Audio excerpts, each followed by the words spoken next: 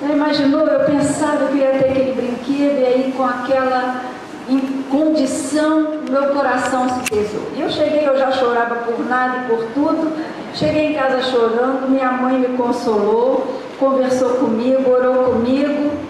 E quando meu pai chegou, ela disse: conversa com seu pai sobre o que aconteceu.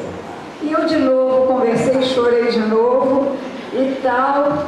E meu pai se sentou comigo na mesa de jantar e me deu uma aula sobre a reforma. Explicou por que Lutero tinha promovido, que ele era um padre, que estava preocupado com os rumos da Igreja Católica. Então ele tentou modificar a situação, não conseguiu, e ele então, sem alternativa, saiu e organizou um grupo que seguia, estava fiel à Bíblia, e foi isso que aconteceu. Falou sobre a reforma, e eu fiquei tão aliviada. E no dia seguinte eu cheguei à escola e disse às minhas amigas: olha, eu queria muito aquele brinquedo, mas eu não vou poder ganhar o brinquedo. Por quê? Porque eu não vou deixar de ser evangélica. Sabem por quê? E eu dei uma aula de reforma do século XVI para as minhas coleguinhas. Eu fiquei tão aliviada por aquilo que eu tinha aprendido. E sabem, irmãs, aquilo foi uma base, uma força para eu ter discernimento do porquê eu estava na igreja evangélica. E sabem mais uma coisa? No final do ano elas acabaram me dando presente do mês. Eu não fiquei sem o meu presente. E quando se aproximou os 500 anos da reforma, foi se aproximando a data, eu conversei com algumas pessoas. Eu disse: será que as nossas crianças e adolescentes sabem por que estão na igreja? Se é porque o pai leva, a mãe leva, ou porque ela gosta da música, mas elas sabem o significado? Talvez não. Talvez até os adolescentes não saibam, talvez os jovens não saibam. Ah, eu nasci nessa igreja, cresci nessa igreja e pronto. E reforma protestante se torna um assunto muito histórico, muito sem atrativos. Então nós escrevemos um livro que não é um livro elaborado, é um livro até com uma linguagem mais acessível, pensando justamente nesses leitores mais jovens. Mas é um livro que também se aplica à leitura para as mulheres, para os adultos, para todos aqueles que desejarem conhecer mais. Nós tratamos de 3 principais reformadores: Martinho Lutero, João Calvino e João Hus, que cuidou da reforma na Escócia. O outro é na Alemanha e depois lá naquela parte da Suíça. Então são homens que foram usados por Deus para dar as bases da reforma protestante. Então é a minha proposta: se você ainda tiver R$15 na carteira e quiser investir nessa leitura, vale a pena. Às vezes para oferecer a alguém, ou para você ler e poder contar, porque às vezes eles têm dificuldade para ler, mas vale a pena. Na sua classe, se você é professora de crianças, de adolescentes, trabalhe com isso, para que haja convicções. Nós vivemos em tempos em que as convicções são ralas, são frágeis, ninguém sabe o porquê, e com isso os nossos crianças e adolescentes são levados por várias doutrinas erradas, por ideias adulteradas sobre o que seja a fé, tá bom?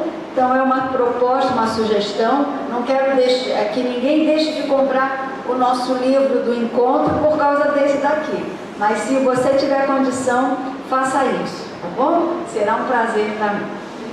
Muito bem, vamos trabalhar então, bem dispostas. Depois do coffee break daquele a gente está bem disposta, né?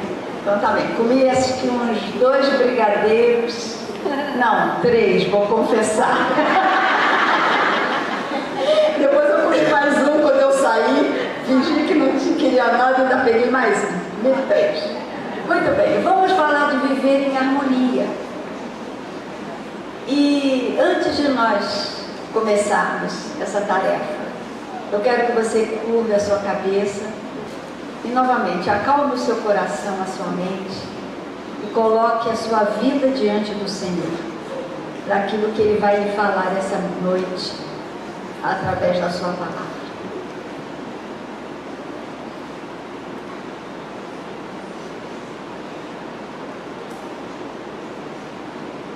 Deus, nós desejamos e precisamos ouvir a Tua voz. Então fala ao nosso coração, Senhor, esclarece-nos, dá-nos disposição para cumprir aquilo que Tu nos propuseres nessa noite.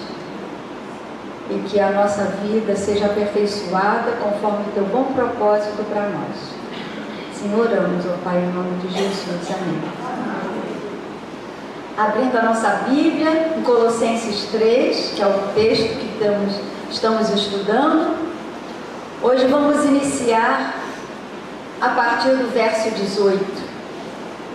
E o tema é Vivendo em Harmonia, porque nós vamos falar sobre relacionamentos.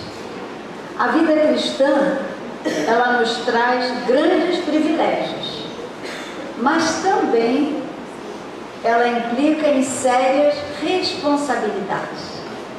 E relacionamentos envolvem isso.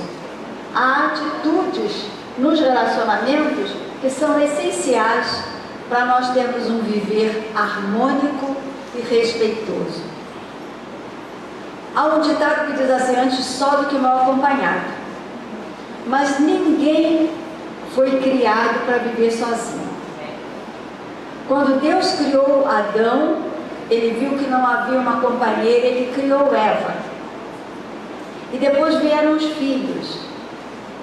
E se nós pensarmos em família, todas nós vamos ter alguma coisa a dizer sobre a nossa família, que tem sempre alguém complicado, ou tem sempre uma situação difícil. Aí saímos para o trabalho, a mesma coisa.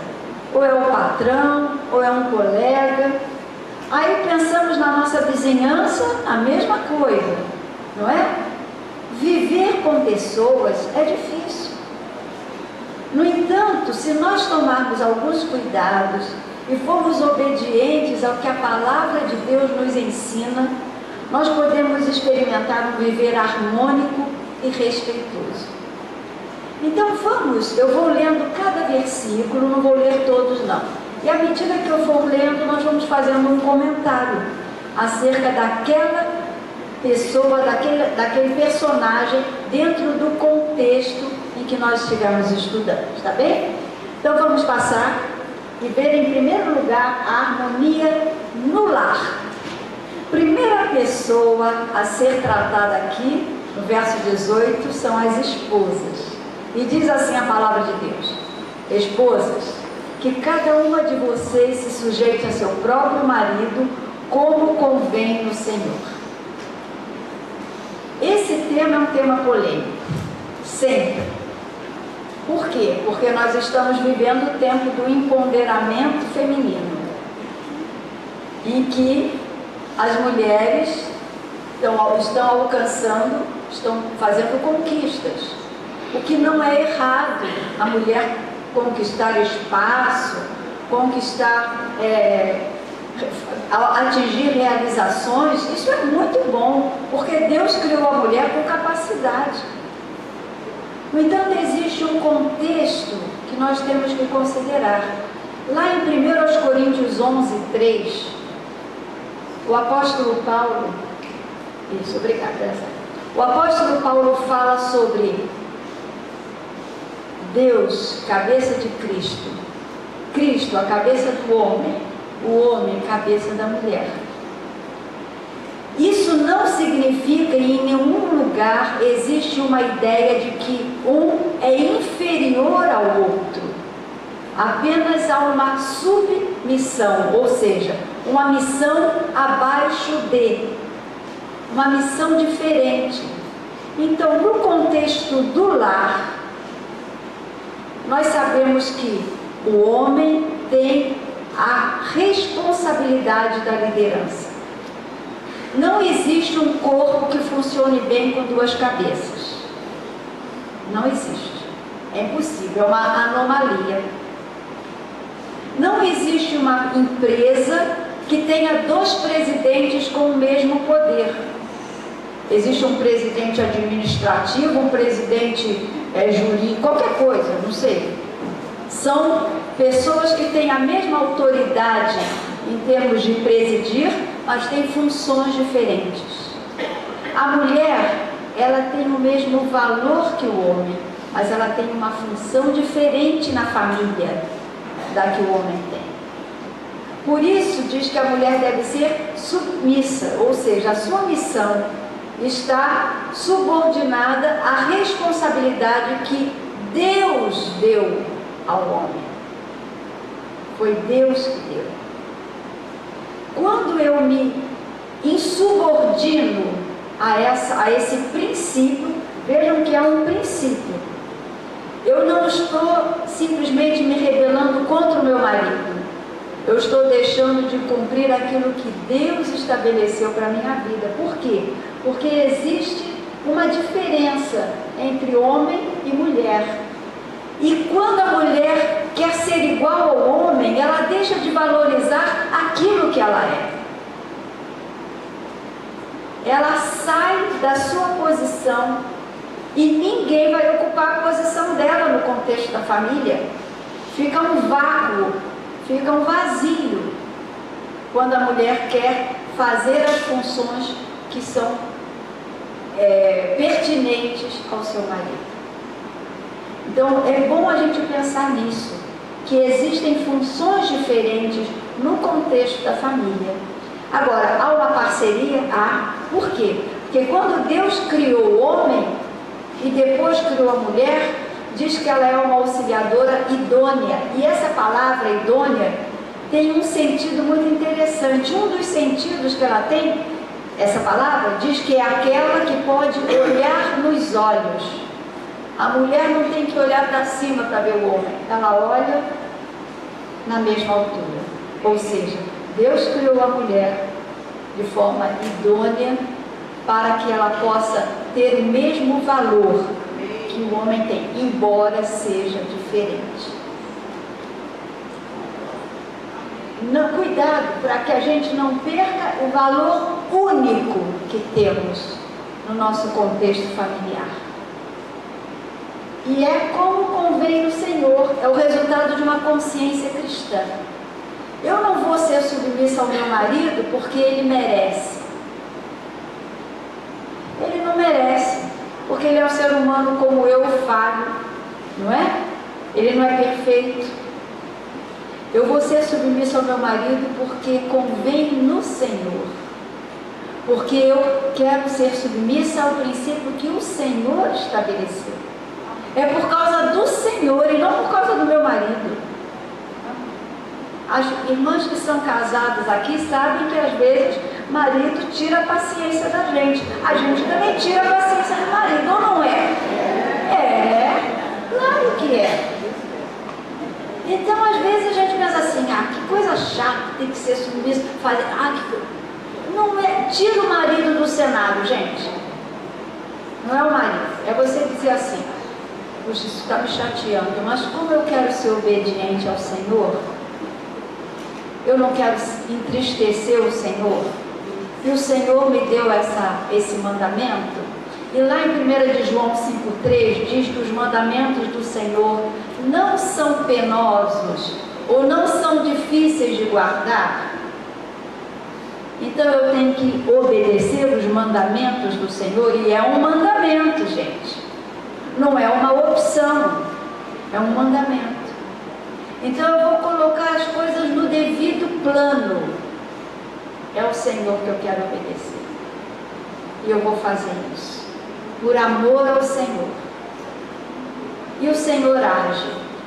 Há um versículo em Provérbios 21, se não estou enganada, que diz assim: o coração do rei é como o rio, que o Senhor dirige o curso para onde Ele quer. E quando fala o coração do rei, está dando uma ideia de autoridade.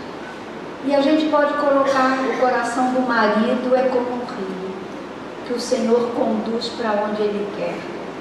Se aquilo que você está pleiteando é justo, é puro, é correto, coloque isso diante do Senhor, porque o Senhor tem o poder. O Senhor, não é a sua voz. Aí o marido vai dizer, mulher rixosa, melhor morar no canto do eirado com uma goteira do que ficar com a mulher rixosa na mesma casa, não é o que fala? Não é a sua voz que vai convencer, é o seu joelho no chão, dizendo, Senhor, faz a tua obra no coração do meu marido, aproveita e faz no meu coração também, porque deve estar precisando. Porque quando um não quer, dois não brigam. Não é? Então, a mulher tem que ter essa sabedoria. Temos um lugar e vale a pena. Porque viver em harmonia é algo que muitas vezes depende da mulher. Provérbios 14, a mulher sábia edifica a sua casa, mas a insensata derruba com as próprias mãos. Então olhem a nossa responsabilidade tão grande, não é verdade? Muito bem, vamos falar do marido. O Josué foi embora, a gente pode falar à vontade. O marido tem que amar a esposa, a mulher, com o amor sacrificial de Jesus. Eles não estão aqui presentes, mas nós imaginamos que é algo desafiador. Amar a ponto de poder até dar a própria vida. A mulher ama sem precisar ter um mandamento para isso. A mulher ama. É da mulher. É da mãe. Existe amor brotando no coração da mulher. Mas o homem tem que ser desafiado e mandado. Ame a sua esposa. Ame a sua mulher. E por esse motivo, o tratamento que ele tem que dar à esposa deve manifestar a consideração coerente. Porque olhem o que diz o verso 19. Maridos, que cada um de vocês ame a sua esposa e não a trate com amargura. Ou seja, como é que você trata a sua esposa? O marido está sendo desafiado a pensar nisso. E aí eu penso que às vezes surge, ou falta, né, aquele respeito, aquela boa vontade. Em lugar disso existe a rudeza, a amargura. Hoje em dia nós estamos vendo tantos casos de feminicídio que estão sendo revelados. Eu acredito que houvesse antigamente também, só que não havia divulgação, né? Não havia delegacias de mulheres. E às vezes até, infelizmente, no contexto evangélico, no meio cristão, né? Às vezes o esposo não é cristão, ou às vezes até é, mas tem uma atitude indevida. Mas é preciso que nós tomemos cuidado, porque hoje em dia tudo é muito descartável. Não existe mais perseverança na conversa, tolerância, paciência, e especialmente os homens são tentados a romperem os seus compromissos com muita facilidade. E aí eles vão multiplicando os relacionamentos, porque não deu certo com essa, e hoje em dia, infelizmente, há muitas mulheres disponíveis. Não para casar, disponíveis para uma aventura, disponíveis para estar um tempo. Isso da parte das mulheres hoje em dia tem aumentado muito. Então, para os homens, há uma situação de extremo perigo. E no nosso casamento nós temos que tomar cuidado. Eu estou falando mais das mulheres casadas, mas talvez você mesmo não sendo casada tenha a oportunidade às vezes de aconselhar, de conversar com alguém. Por isso, a mulher tem que agir com prudência. Você vai dizer, Alina, mas a recomendação é para os homens? Por que você está falando das mulheres? Porque às vezes nós não somos prudentes e não dependemos do Senhor na maneira de agir com o nosso marido. Eu, quando dei aula de liderança no seminário, falava muitas vezes aos alunos, né? eu dizia para eles, olha, presta atenção quando a sua esposa, sua namorada, sua noiva falar assim, não estou gostando do jeito dessa mulher falar com você. Não pensa que ela é ciumenta, não. Presta atenção, porque mulher conhece outra mulher e sabe o jeito da outra mulher. Então, presta atenção. Mas o homem às vezes não percebe. Agora, não vale a pena, queridos, não vale a pena nós sermos aquelas pessoas chatas e implicantes. Falar com cuidado, falar com critério e não ser desagradável, porque às vezes a mulher é desagradável. Eu estive num encontro recentemente, que era um encontro de líderes, e havia um casal que falou sobre relacionamentos. E dos pontos que foi tocado foi que ele disse o seguinte, que no começo do casamento ele chegava em casa e ele escutava da parte da esposa aplausos. Ele quis usar uma figura, né? Ele era um jogador de futebol americano. Então ele chegava e escutava aplausos, mas que passando o tempo, ele chegava em casa e parecia que ele estava sempre sendo vaiado. E a esposa então foi explicar por que ela fazia isso. Ela dizia assim, é porque as pessoas de fora não falam dos erros dele, então sobra para eu falar. E aí eu falo, porque ele está errado, ele faz isso errado, faz aquilo errado, então eu falo. Agora vocês imaginem, vamos deixar o casal lá e vamos pensar, uma pessoa que só ouve da esposa crítica. Chega um ponto que ele pensa assim, ela só pega no meu pé. Então eu vou para onde eu escute elogios. Eu ainda dizia para os seminaristas assim, às vezes você pregou e chega no carro e a esposa fala assim, ai, mas hoje você falou demais, e naquela hora você falou não sei o quê, e tá. Enquanto isso, aquela mocinha bonitinha chega na porta, pastora, a mensagem foi uma bênção. Ai. E aí, um ouvido, o outro ouvido, isso acontece no trabalho. O marido chega do trabalho, encontra em casa aquela coisa, tudo reclamando. Por que você trouxe a coisa errada que eu pedi para comprar no mercado? Por que não sei o que lá? Por que você não levou fulano? E lá no trabalho é aquela maravilha, aquela colega perfumada, com aquela roupa bonita. Olha, eu estou falando alguma coisa errada? Não. Irmãos, vamos ser vigilantes.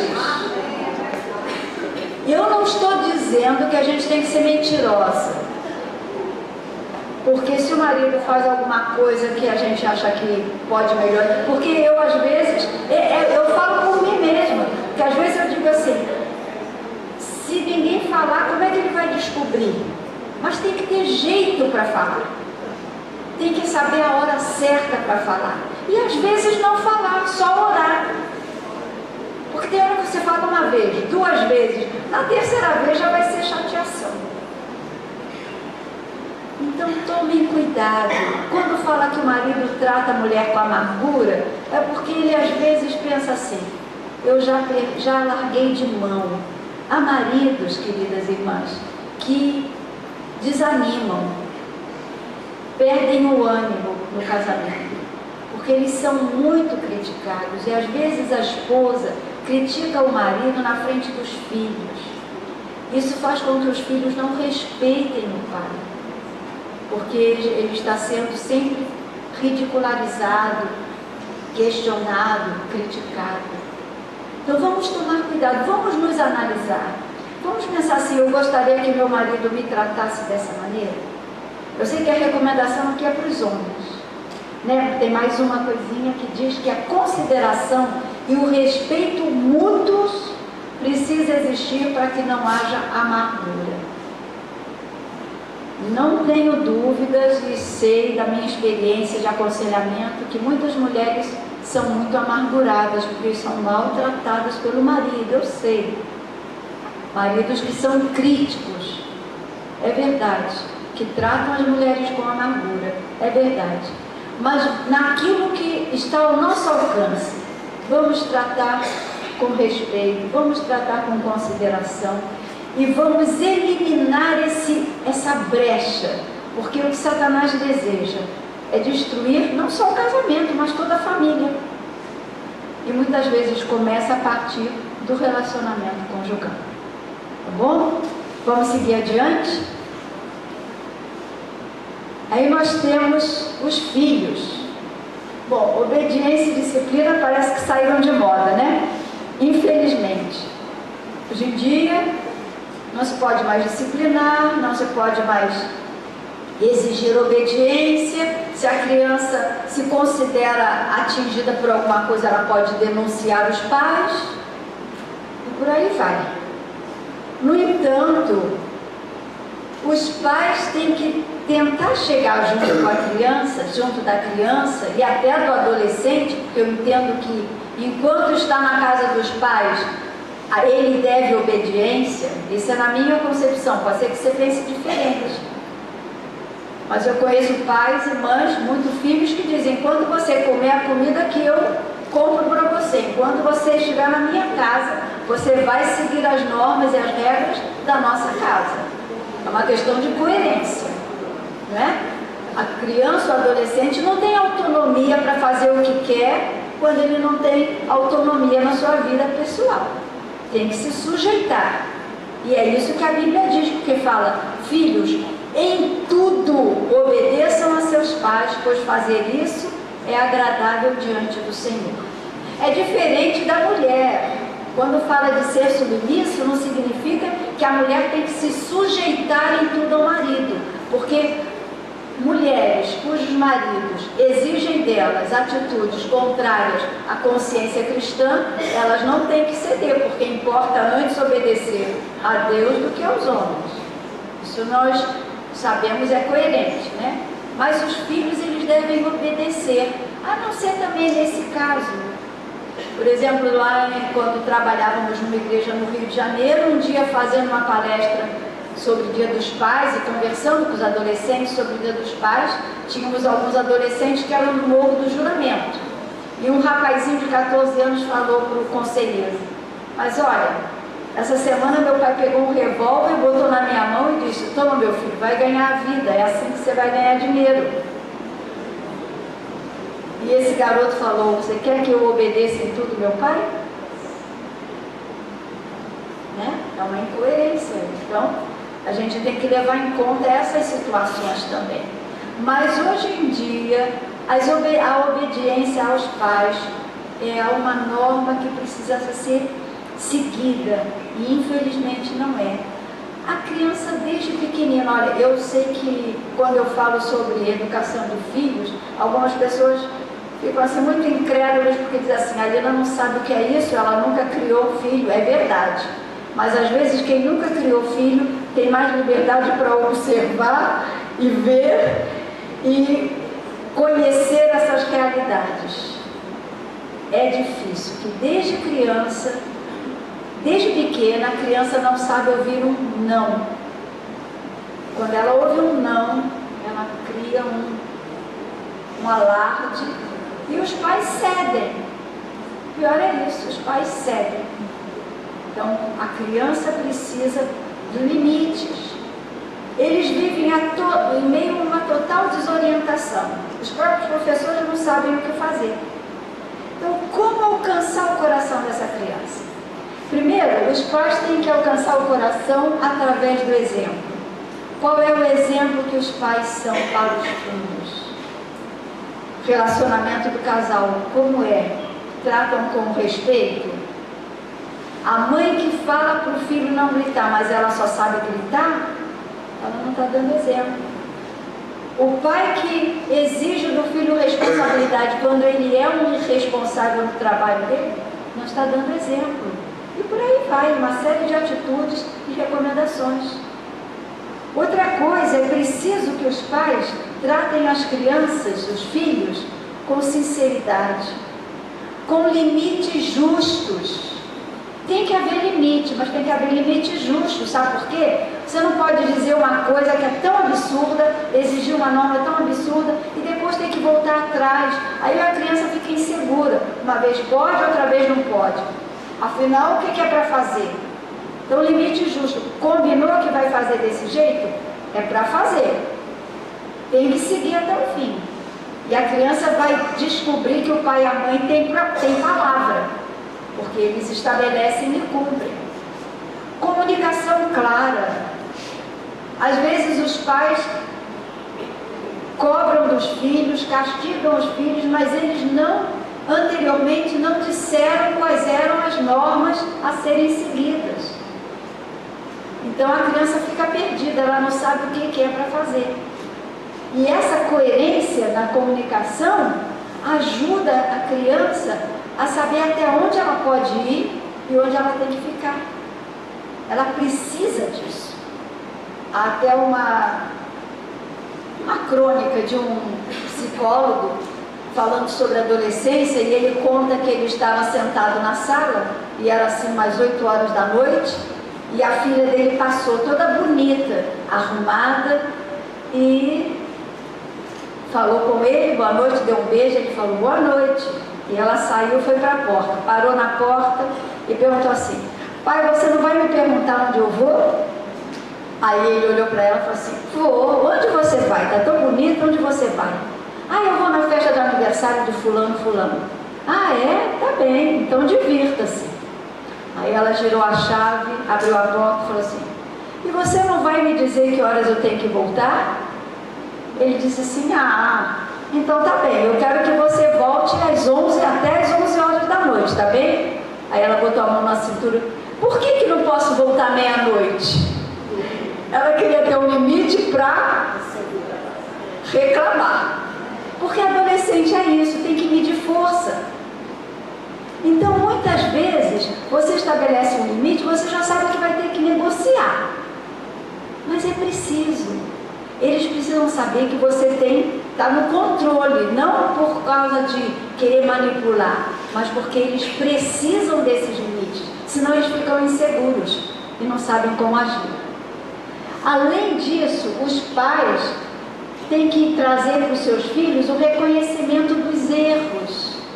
O pai não é perfeito, a mãe não é perfeita. O dia que o pai ou a mãe fizeram alguma coisa que foi indevido, não é vergonha nenhuma chegar para o filho e dizer: ó, naquela hora que eu briguei com você, eu gritei, eu estava errado, você me desculpa? Ou naquela hora que eu disse para você que você não podia ir em tal lugar, na verdade você podia. E se você quiser, eu ainda deixo você ir, porque depois eu descubro. Qualquer coisa. Reconhecer erros. Eu cresci num lar em que meus pais eram francos.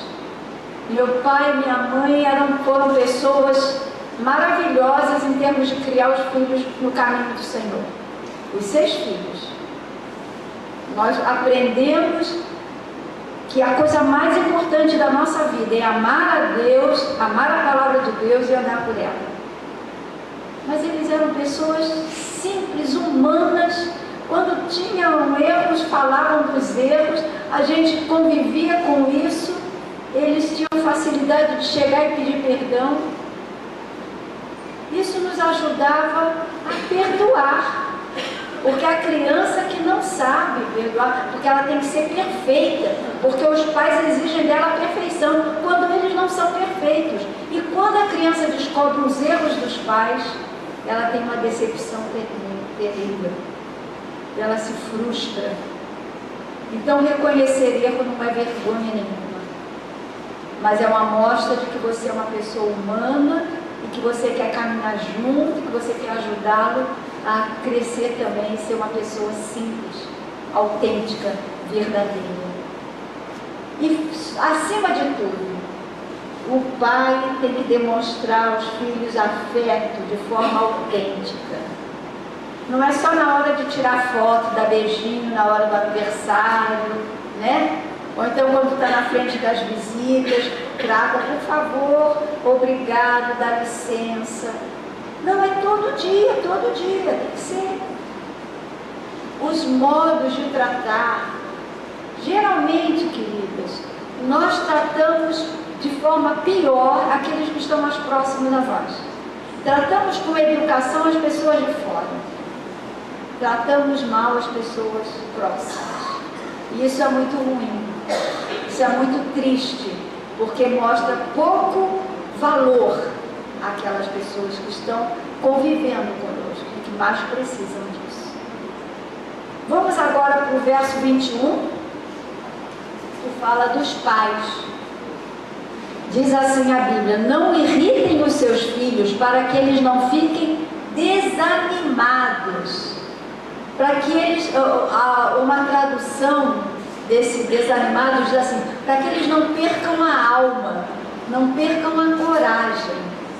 Os filhos precisam ser determinados, os pais precisam ser determinados em cumprir o que diz a palavra de Deus para com seus filhos.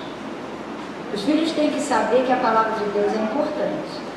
E que quando o pai ensina a palavra de Deus, ele vai cobrar aquilo que ele ensinou. Uma coisa que me irritava, entre aspas, da minha mãe, é que eu era muito autônoma, sabe? Eu não gostava de obedecer. Por isso que às vezes eu falo, Alina, você fala tão bem sobre submissão. Aí eu falo, pergunta para o meu marido se é fácil. Não é, para mim não é. Minha mãe dizia assim, eu não gosto de tocar, eu toco teclado, mas eu não gosto de tocar, eu gosto de reger, coral, isso que eu gosto. Aí quando eu ficava muito teimosa, minha mãe falava assim, por isso você não gosta de tocar? Porque quando você toca, você tem que acompanhar a congregação. Quando você rege, você é que manda. E ela mesma. Mas eu acho interessante porque a minha mãe, quando ia chamar nossa atenção, de qualquer dos filhos, ela sempre arranjava um jeito de botar um versículo bíblico. Não sei como ela conseguia. Aí eu podia brigar com ela, mas como é que eu ia brigar com Deus? Tinha que engolir. E ela falava, porque a palavra de Deus diz. Pronto. Aí acabavam meus argumentos. Quer dizer, uma sabedoria, uma pessoa simples, mas tinha sabedoria da palavra. E essa palavra penetrava no nosso coração. Porque a palavra de Deus é viva e eficaz, mais cortante que espada de dois gumes. Então essa palavra entrava e me mostrava que eu estava errado. Os filhos precisam sentir essa determinação dos pais em cumprir o que diz a palavra de Deus. E a coerência na forma de lidar com os filhos vai trazer segurança e vai trazer bons resultados. Porque os filhos vão estar firmes, sabendo que eles podem seguir, que os pais são referência, para que eles vão atrás e façam a vontade, não dos pais, mas a vontade de Deus através dos pais. E ainda, existem algumas atitudes erradas, e nós vamos falar dessas 3 atitudes. Há pais que são implicantes. Em vez de trazer segurança, coerência para os filhos, implicam, reclamam, zombam, debocham dos filhos. Eu dei aulas muitas vezes, né? Dei aula até recentemente, quando estava em Portugal, ainda dei aulas em escola, e eu via quantos alunos eram tão abatidos, frustrados, rendiam pouco no trabalho, porque os pais os colocavam lá embaixo. Desrespeito ao filho. Às vezes as características naturais da criança, comparações indevidas, às vezes com outras crianças. Cada criança é peculiar. Você tem que ajudar a criança a se desenvolver particularmente. Ela mesma, individualmente, ela tem o seu caminho. E os pais têm que ser os maiores defensores dos seus filhos. Os pais têm que investir nos seus filhos. Investir tempo, investir carinho, investir amor, paciência. Se os pais não cuidam dos filhos, quem vai cuidar? Não pode terceirizar. Dizer que é a professora da escola dominical, ou dizer que é a professora da escola. A responsabilidade é dos pais. Uma vez tinham uns pais com uma criança muito trabalhosa, e ele era mesmo um menino trabalhoso, não era questão só da educação, ele era um menino problemático. E eles disseram, a gente não dá conta, Lina. Eu falei, olha, se Deus entendesse que vocês não dariam conta, tinha feito essa criança nascer de outro lar, de outros pais. Se Deus deu essa criança para vocês cuidarem, é porque Deus acredita e sabe, confia que vocês são aptos para cuidar dessa criança. Então, nós temos que pensar que nas lutas, às vezes é um neto, pode ser que você esteja pensando agora num neto, né? Ai, meu neto, minha filha e meu genro não sabem cuidar, ou minha nora e meu filho não sabem cuidar. Ore, ajude, invista tempo. É difícil, mas vale a pena, vale muito a pena. E além disso, outro perigo é a superproteção. Aquela mãe, aquele pai que acha que tem que ficar paparicando o filho até estar em 30 anos, mas está dentro de casa. Que negócio é esse? Superproteção também é um erro. Começa de pequeno. Outro dia eu passei numa escola e estava escrito pimpolho. Aí, usa esse termo, já conhece pimpolho? Aí eu lembrei de um aluno do Paral da Vida que já era um rapaz, 26 anos, sei lá. E um dia ele recebeu uma carta da mãe e alguém sem querer viu a carta. E a carta era, meu querido pimpolho. Ah, aquilo lá foi. Você imagina uma mãe que até o menino ter 26 anos chama de meu querido pimpolho? É demais, né? Coitada da esposa desse rapaz, porque vai ter uma sogra difícil. Já deixou de ser pimpolho há muito tempo, né? Então, superproteção também é um perigo. Mas existe uma coisa que os pais podem fazer: plantar para o futuro, porque os frutos virão. Semear, semear, semear. Talvez você não esteja confiando que os frutos virão, mas Salmo 126 fala, quem sai andando e chorando enquanto semeia. Isso é para evangelização, mas é para tudo na vida daqueles aos quais nós trabalhamos, com os quais nós trabalhamos. Temos que semear, lançar a semente e confiar ao Senhor os frutos. Senhor, eu creio que o Senhor tem o poder para fazer prosperar aquilo que eu estou semeando, com dedicação, com muito amor e com seriedade. Muito bem, então falamos de viver em harmonia no lar. Agora vamos seguir e vamos falar do trabalho. A seguir vem a palavra de Paulo para os servos. Os servos eram escravos convertidos. Mas essas recomendações se aplicam a todo trabalhador cristão. Então, o que Paulo diz aos servos? Servos, obedeçam em tudo aos seus senhores aqui na terra.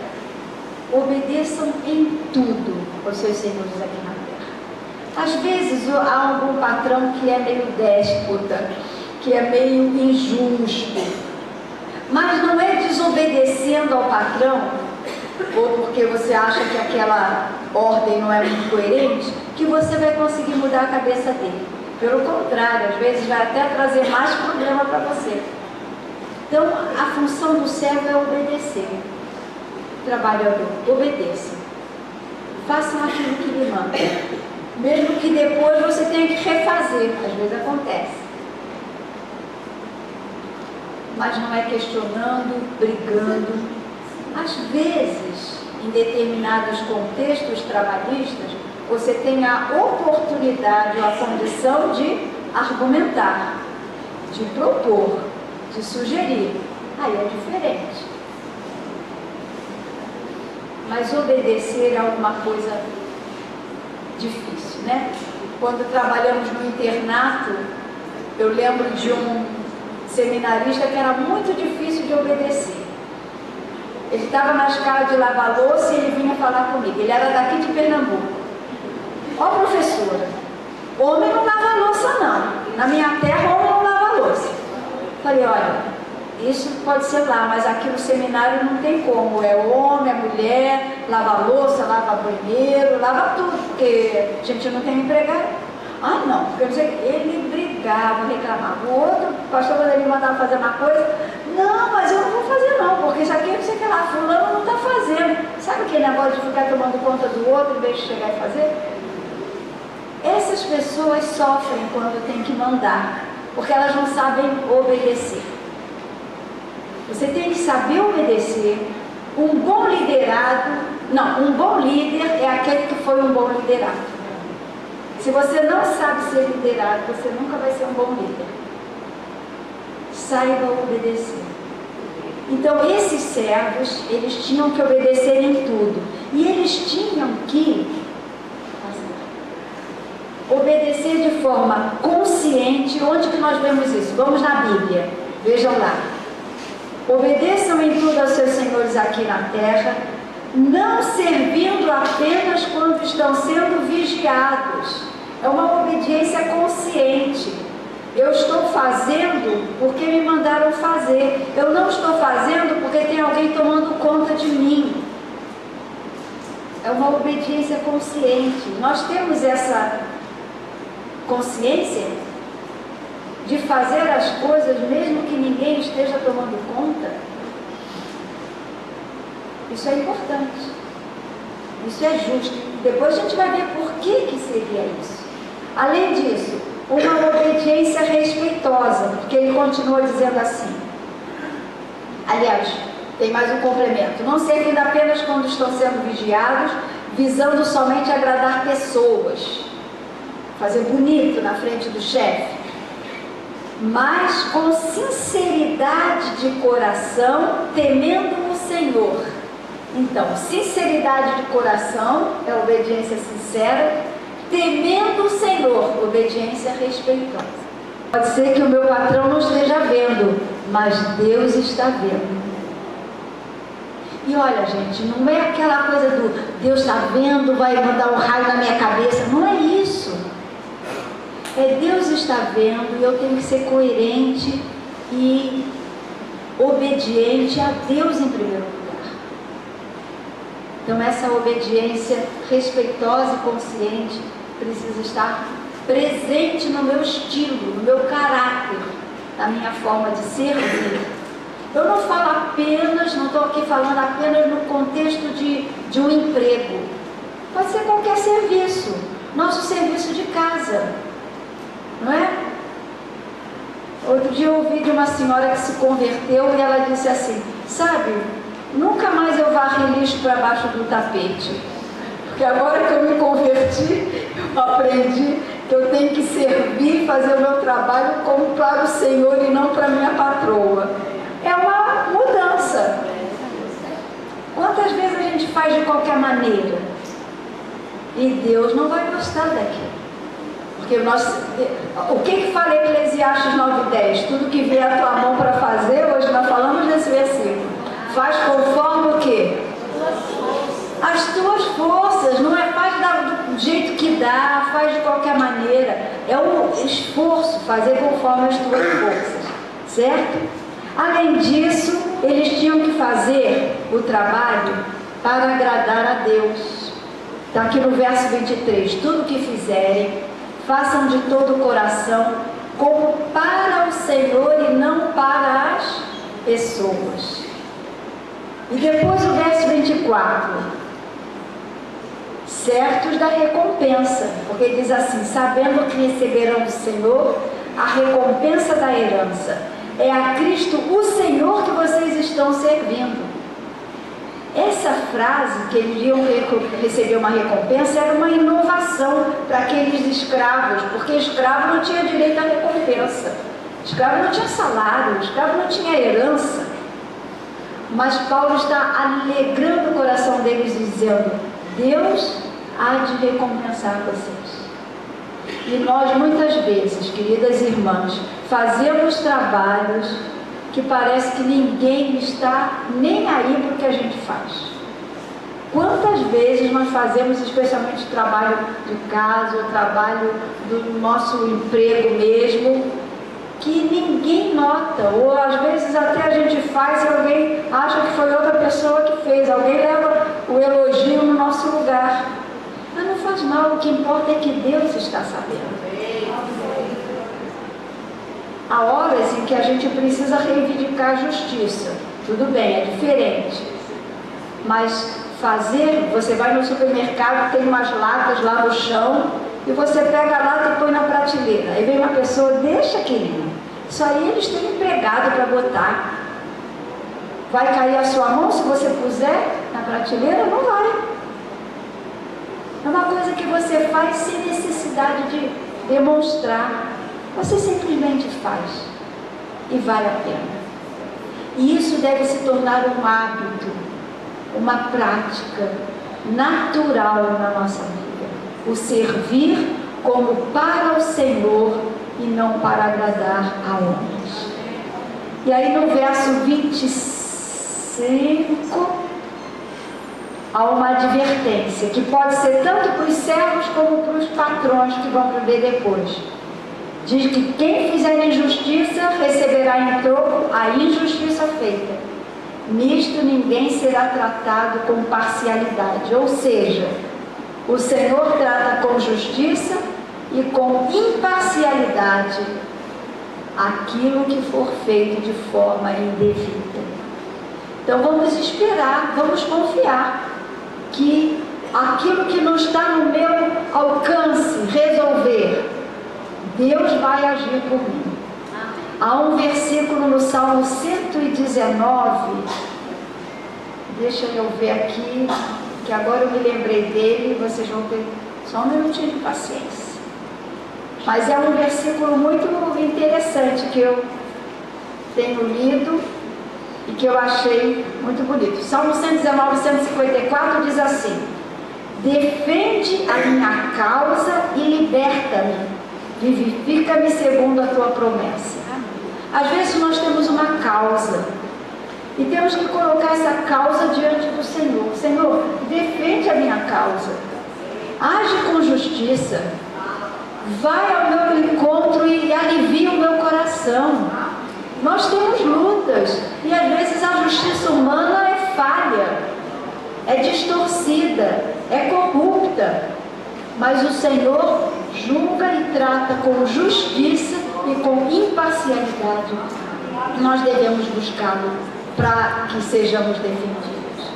E finalmente os patrões, a harmonia do trabalho, eles são exortados a agirem de que maneira? Vamos ver. Primeiro, com justiça e igualdade, que diz aqui: senhores, tratem os seus servos com justiça e igualdade, sabendo que também vocês têm um Senhor no céu.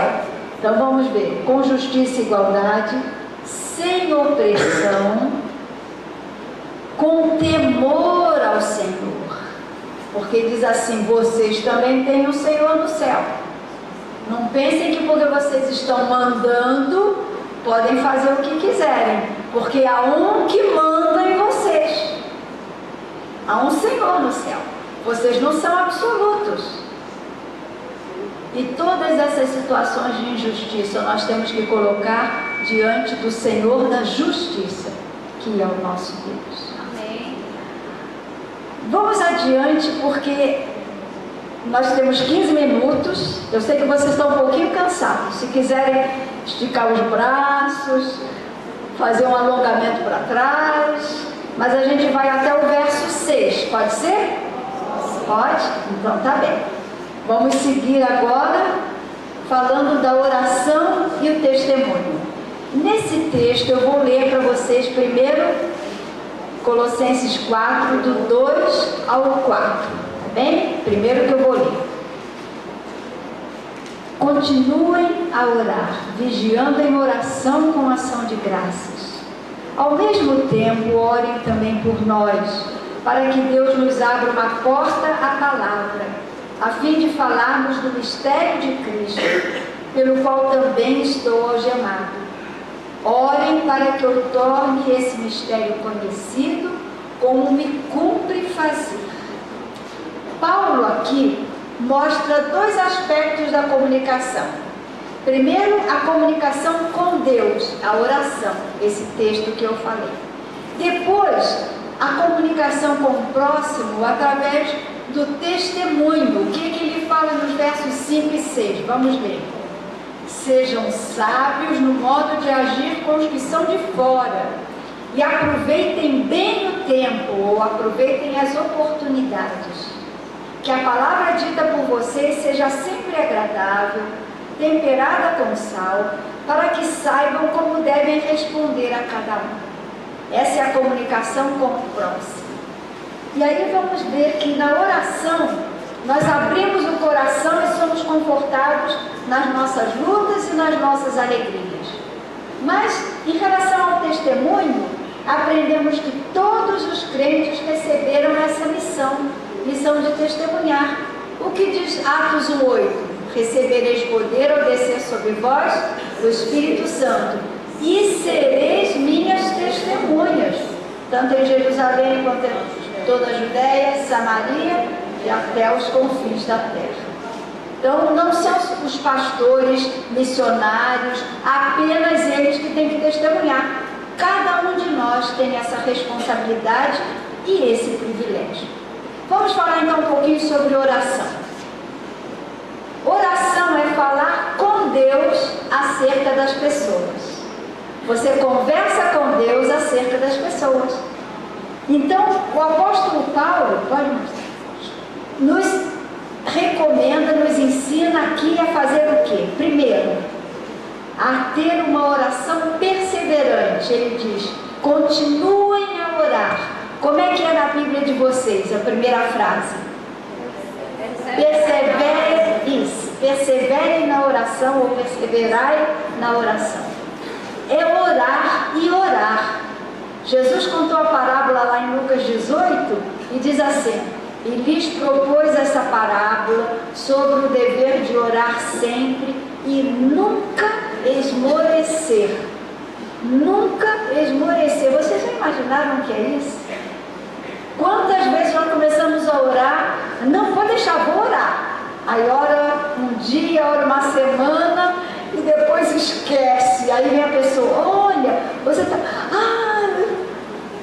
E Deus está sabendo, olha, você começou a orar e deixou para lá, não perseverou. Tem que orar. E orar com convicção de que aquele esforço de oração será ouvido. O Salmo 116 diz, amo o Senhor, porque Ele ouve a minha voz e a minha súplica, porque Ele inclinou para mim os seus ouvidos, invocá-lo-ei enquanto viver. O Senhor ouve a nossa voz e a nossa súplica. Muito bem, além da oração perseverante, é uma oração vigilante, com gratidão. Vigilante significa uma oração atenta. Quantas vezes a gente começa a orar, irmãs, e viaja, né? A mente viaja. Começou a orar, daqui a pouco nós falamos até sobre isso ontem. Não, é para focar, ser vigilante na oração, não deixar de aproveitar esse tempo na presença de Deus para lembrar de assuntos. Eu gosto de ter um caderninho de oração, eu acho que me ajuda. Mas se você não precisa, faça pelo menos uma listinha com pessoas, com assuntos, porque aí você se disciplina a orar por aquelas coisas. E o seu momento de oração fica equilibrado, não é? Você trabalha, luta, batalha em cima daqueles assuntos que você vai precisar lembrar a Deus. Lembrar não, porque Deus lembra, mas nós precisamos lembrar, né? E finalmente, uma oração intercessória. Por quê? Porque Paulo diz aqui, olha, eu estou algemado. Por favor, orem para que esse mistério seja conhecido. Por favor, orem para que Deus nos abra uma porta à palavra. Nós temos que orar pelos missionários ao redor do mundo. Nós temos que orar pelas nossas igrejas. Nós temos que orar pelo avanço do Evangelho. Nós temos que orar por recursos para a obra de Deus. Porque nós somos embaixadores. Um embaixador, ele defende os interesses do seu reino, do seu governo, não é assim? Isso é um embaixador. E nós temos que defender os interesses do reino de Deus aqui na terra. E a gente não vai fazer isso simplesmente brigando, discutindo. mas orando e falando com o Senhor dos Senhores, de que nós precisamos desses recursos, que nós queremos ver a obra de Deus avançar. Quando oramos a oração do Pai Nosso que está no céu, santificado seja o teu nome. Venha o teu reino, que o teu reino se estabeleça. Isso é resposta de oração, nós precisamos disso, certo? Então essa oração significa falar com Deus acerca das pessoas. Mas ainda há um outro lado, falar com as pessoas acerca de Deus, é o testemunho. Então você vai testemunhar para aquelas pessoas, falar do amor de Deus. E como é importante anunciar a salvação em Jesus. Como é necessário ter sabedoria para falar com as pessoas. Paulo diz assim: sejam sábios no modo de agir com os que são de fora, ou portai-vos com sabedoria para com os que são de fora. Aqueles que não conhecem a salvação, que não conhecem o Evangelho, que não conhecem Jesus, ou só ouviram falar de Jesus como um mártir, um exemplo, mas não conhecem a salvação. Essas pessoas precisam do amor de Deus no coração delas. E nós conhecemos esse Senhor, nós conhecemos esse Salvador. Nós podemos usar recursos, podemos usar livros sem palavras, podemos usar um folheto, né? Podemos fazer tanta coisa. Às vezes, eu lembro que ao lado da igreja em Vicente Carvalho, abriu, não ficou muito tempo não, mas por um tempo abriu uma loja que vendia artigos de Umbanda, artigos de Macumba, bem ao lado da igreja, mais ou menos ao lado.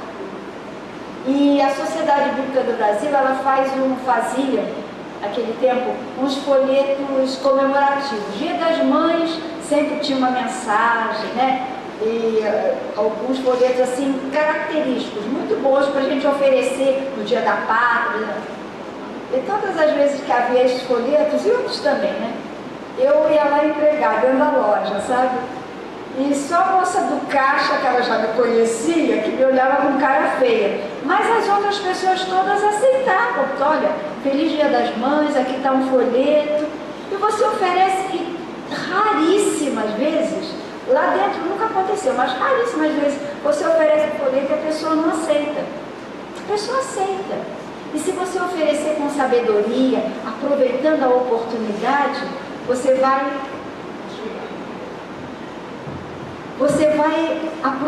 chegar ao coração dessa pessoa. Então, sabedoria é importante. Ter uma maneira correta de abordar e ter uma maneira correta de conduzir a conversa. Além disso, é preciso ter o senso de oportunidade. Cuidado, por exemplo, quando eu vou ao Boldrini lá no hospital, às vezes eu entro e o clima está difícil, alguma coisa assim está meio sofredor, então não adianta eu querer falar. Naquela hora o que eu tenho que fazer é dar um abraço, dizer, olha, depois eu volto, se você quiser que eu venha aqui conversar um pouquinho com você. Teve uma vez que entrei, a avó estava chorando porque a neta estava no hospital, estava no centro cirúrgico. E eu entrei e conversei um pouquinho com ela estava muito triste. E naquele tempo eu não era da capelania, eu era da internação. E a internação não tem liberdade de evangelizar, falar do amor de... Não, internação é só visita, sem falar nada de religião. E eu então entrei, conversei com essa avó um pouquinho, ela me explicou o que ia fazer. E antes de sair, eu fiquei acho que uns 3 minutos. Antes de sair, abracei, falei com ela: alguma coisa que eu possa fazer para você? Ela disse assim: eu preciso de uma oração. Eu não era autorizada a chegar e oferecer, mas ela me pediu. E eu vi ali uma porta escancarada de Deus para eu alcançar o coração daquela mulher com o amor de Deus. Então, queridas, Deus proporciona a oportunidade. Deus vai adiante de nós. O Espírito de Deus prepara os corações e abre as oportunidades para que você fale do amor. Senso de oportunidade. Você precisa estar esperto, sintonizado, para aproveitar a oportunidade, não deixar passar. E finalmente a palavra, o nosso testemunho, tem que ter sabor. O que Paulo diz aqui? Que a nossa palavra tem que ser o quê? Temperada com sal. Não é pimenta, é sal. Aquela comidinha bem temperadinha, que agrada. Aquela palavra que cai no coração da pessoa e a pessoa se sente tão saciada.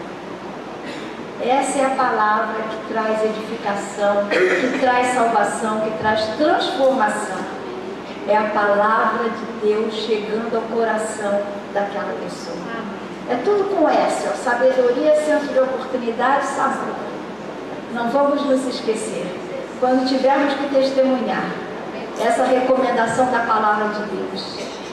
E ele diz assim, para que vocês saibam como devem responder a cada um. Cada um precisa de um tipo de resposta, não é um padrão. O Espírito de Deus conhece o coração daquela pessoa, sabe o que ela precisa ouvir e vai capacitar você a chegar ao coração dela com aquela palavra. Amém? Então vamos concluir. Primeiro falamos da oração, dos relacionamentos. E os relacionamentos são um grande desafio. Por isso nós temos que estar atentas às orientações da palavra com humildade e com amor. E depois nós falamos da oração e testemunho.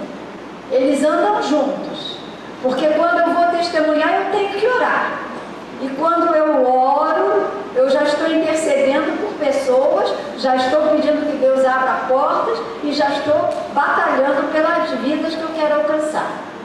Que nós sejamos sábios e perseverantes nessas práticas, para colhermos os frutos para a glória de Deus.